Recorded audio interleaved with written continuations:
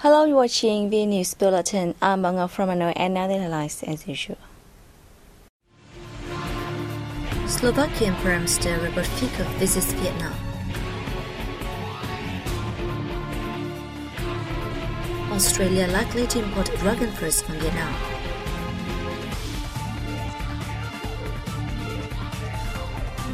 Music stars from daily life utensils.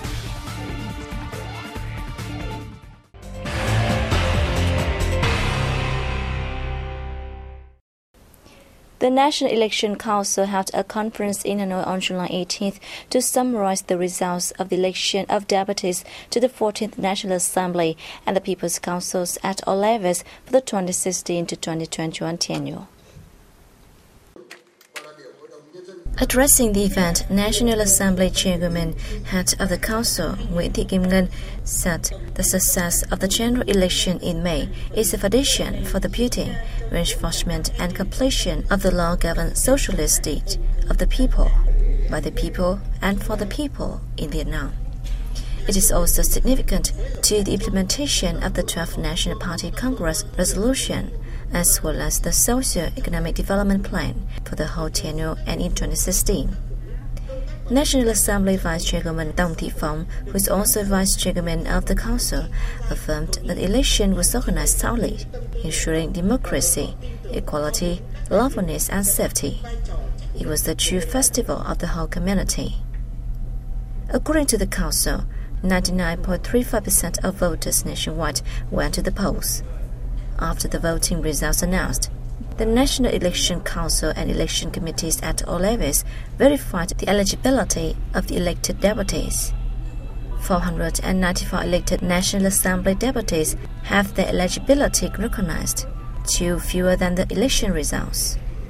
The verified deputies for the People's Council at provincial, district and communal levels are 3,907, 25,180, and 292,305 respectively. Party General Secretary Nguyễn Phú Trọng said the success of the election reflects political awareness, responsibility and patriotism of voters. It showed that people put trust in the party's leadership and government's management, exercised their rights to mastery, and displayed the national solidarity. He urged the National Assembly and the People's Council at all levels to renovate their operation towards higher quality and efficiency, while asking deputies to uphold their role and responsibility to well perform their side tasks. Slovakian Prime Minister Robert Fico is paying official visit to Vietnam as guest of his Vietnamese counterpart Nguyễn Xuân Phúc. Following a welcome ceremony in Hanoi on July 18th, the two prime ministers held talks.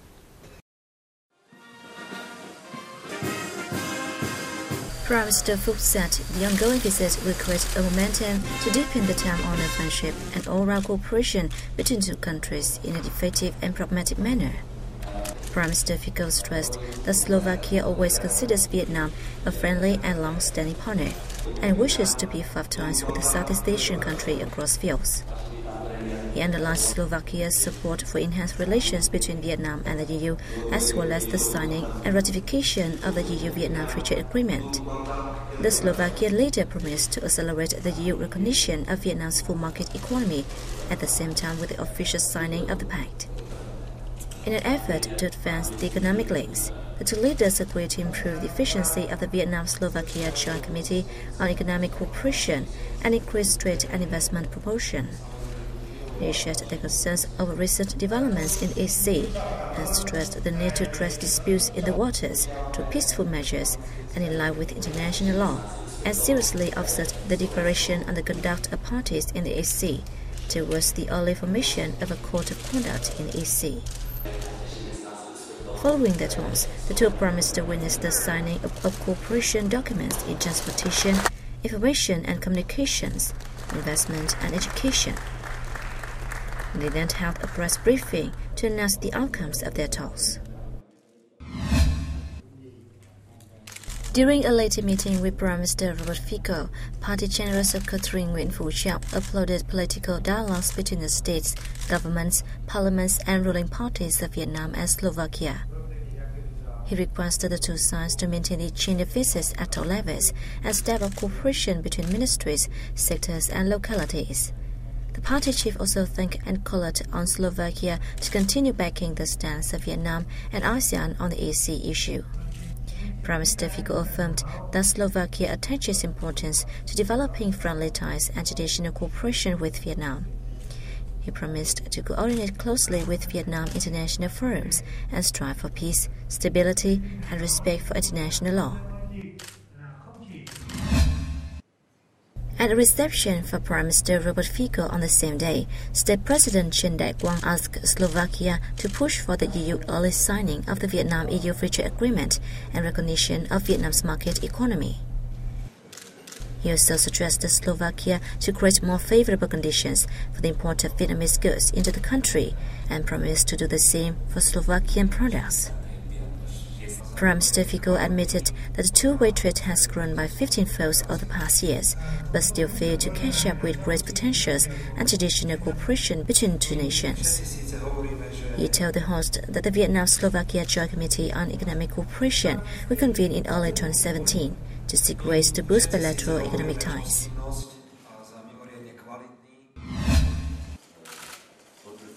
Receiving Slovakian Prime Minister Robert Fico, National Assembly Chairwoman Nguyễn Thị Kim Ngân said Vietnam treasures traditional ties with Slovakia.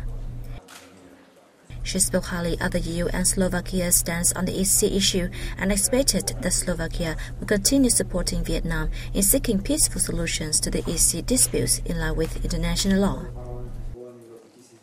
For his part, Prime Minister Fico underlined the importance of delegation exchanges and sharing experience in lawmaking and supervision between Slovakia and Vietnam. He said, with Slovakia's assumption of the EU rotating presidency, his country will work to stimulate the multifaceted partnership between Vietnam and the bloc. Also on July 18th, Prime Minister Nguyễn Xuân Phúc received Japanese State Minister of Education, Culture, Sports, Science and Technology, Tsutomu Tomioka, who is on a working trip to Vietnam.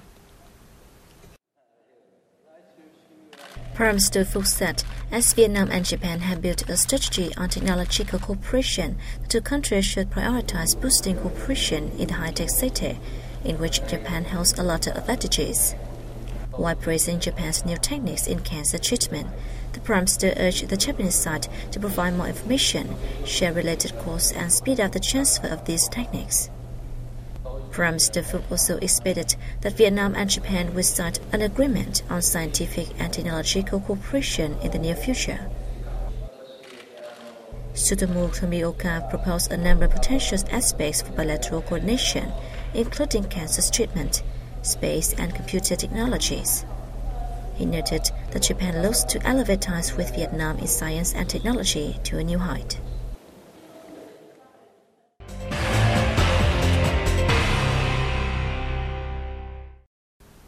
The Ministry of Industry and Trade has announced that Australia is carrying out evaluations before deciding to import dragon fruits from Vietnam. If qualified, the fruits will have another key export market. According to the Vietnamese Trade Office in Australia, a delegation from the Australia Department of Agriculture and Water Resources made a fact-finding tour of Ho Chi Minh City and southern provinces of Long An, Tiền Giang and Bình Thuận last month to inspect the planting and production of the fruits. The trip was an important part in its market risk analysis. The Australian government is due to release a draft report on the evaluation later this year for public consultation. If qualified, dragon fruits are likely to penetrate the country's market. Earlier, Australia has imported lychees since 2015 and recently mangoes from Vietnam. Some commercial banks have reported good business performance results in the first half of the year thanks to high credit growth. More in the following report. Vietinbank reported its profit increased by 10.3% against the same period last year. The bank's total assets also rose 9% as of June. Vietcombank also announced that its pre-tax profits surged 38% over the same period last year. Its profits in the period represented more than half of the target the bank had set for the 2016. The bank maintains its leading position in the domestic market in terms of foreign currency and bank card services, while attaching special importance to international credit activities. It also saw progress in non-performing loan settlement and ensuring the capital adequacy ratio. Previously, the Bank for Investment and Development of Vietnam had also announced a 20% year-on-year rise in pre-tax profit. The surge was thanks to the high credit growth of 26% against the same period last year.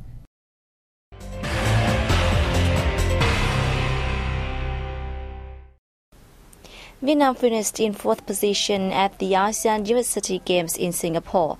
More details in the following report.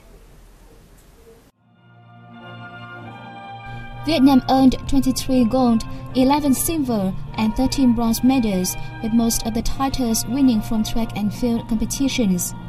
On July 16, Vietnamese athletes received 3 golds in the men's and women's 400 meters, women's high jump, and 2 bronzes in the men's and women's high jump. They also pocketed a gold medal in the women's team table tennis competition, 1 gold, 2 silvers, and 1 bronze in the men's pencasilat, and 3 golds in canoeing events. Thailand is on top of the medal tally with 48 gold medals. They are followed by Indonesia and Malaysia.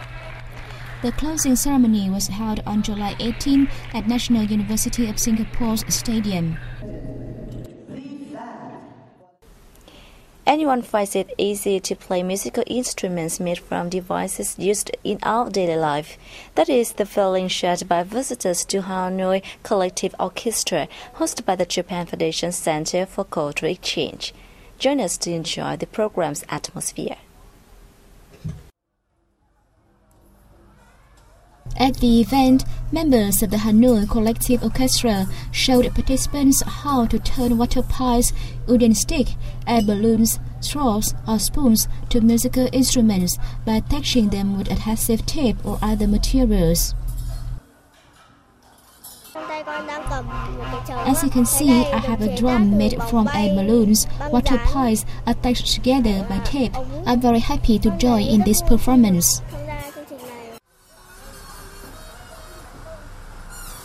Participating in the program, visitors neither have to be good at music nor prepare anything.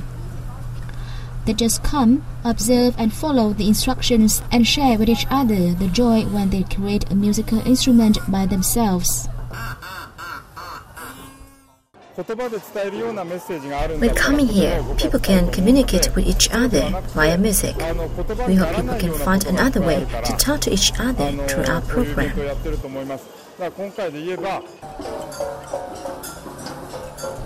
Held in Vietnam for the second time, the Hanoi Collective Orchestra attracted not only young people around Hanoi, but also foreigners.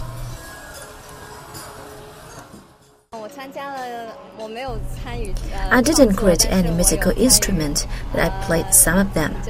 The sounds are strange. It's interesting. With a desire to create musical instruments to perform in disadvantaged areas, the Hanoi Collective Orchestra offers a simple but interesting playground where everybody can discuss and seek ways to play music in a new form, helping connect the community.